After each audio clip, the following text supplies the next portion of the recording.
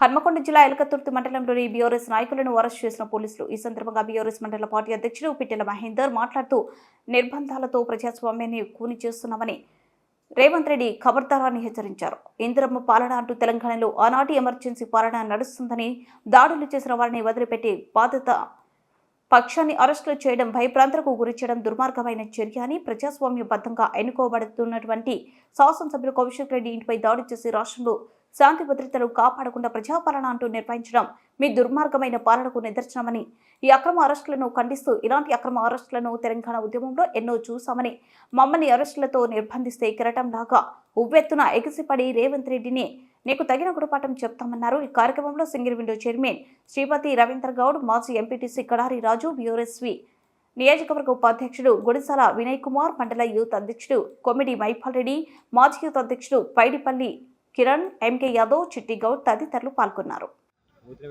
ఈ అక్రమ అరెస్టులను విద్యార్థి విభాగం తరపున ఖండిస్తున్నాము. ఈ ఇందిరమ్మ రాజ్యంలో ఎమర్జెన్సీని కల్పించే విధంగా పోలీసులు ఈరోజు అక్రమ అరెస్టులు చేయడం జరిగింది, అక్రమంగా అరెస్టు చేయడం జరిగింది.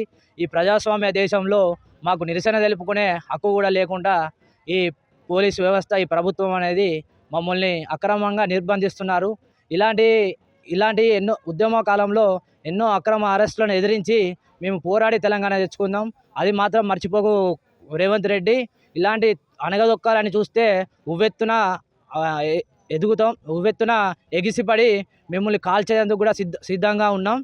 బీఆర్ఎస్ కార్యకర్తలను కానీ నాయకులను కానీ ఎటువంటి చిత్రహింసలు పెట్టుకుంటా, అరెస్టులు చేసుకుంటా మానసికంగా మనోవేదనకు గురి చేస్తున్నారు. ఇది ప్రభుత్వానికి చాతగానితనం. హైదరాబాదులో శాంతి భద్రతలను గాలికి వదిలేసి ఒక శాసనసభ్యుడు అయి ఉండి ఇంకో శాసనసభ్యుడి ఇంటిపై దాడి చేయడం అనేది హేమమైన చర్య. ఈ చర్యను మేము ఖండిస్తున్నాము.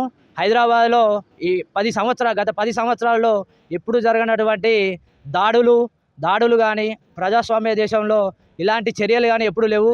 గూండాలను వేసుకొని ఒక శాసనసభ్యుని ఇంటి మీదకే పోతుంటే హోమ్ మినిస్టర్గా ఉండి ముఖ్యమంత్రిగా తన దగ్గరనే పెట్టుకొని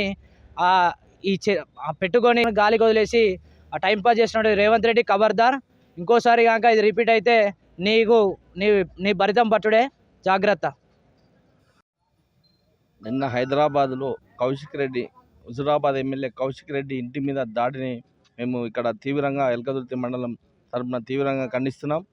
ఎందుకంటే ఒక శాసనసభ్యుడైన కౌశిక్ రెడ్డి ఇంటి మీదనే దాడి జరిగిందంటే ఇక్కడ తెలంగాణలో ప్రజాస్వామ్యం నడుస్తుందా, రౌడీ రాజ్యం నడుస్తుందా, పోలీసు రాజ్యం నడుస్తుందా, ఏంటిది అసలు?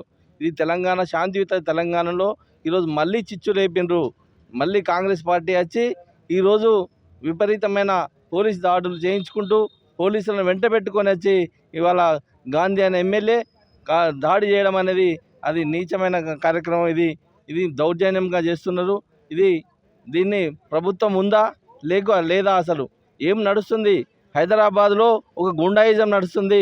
అంటే ప్రజాస్వామ్యంలో ఒక ఎమ్మెల్యేకే స్థానం లేనప్పుడు, ఆ ఎమ్మెల్యేకే సెక్యూరిటీ లేనప్పుడు ప్రజలను ఎట్లా పాలిస్తాడు ఈ రేవంత్ రెడ్డి? ప్రజాపాలన అని చెప్తుండు. ప్రజాపాలన కాదు, దౌర్భాగ్యమైన పాలన ఇది. రౌడీ పాలన చేస్తున్నాడు. వెంటనే దీన్ని ఖండించి వాళ్ళకి క్షమాపణ చెప్పాలని మేము కోరుతున్నాం ప్రభుత్వాన్ని. ప్రభుత్వం వెంటనే క్షమాపణ చెప్పాలి. ఎందుకంటే ఒక శాసనసభ్యుని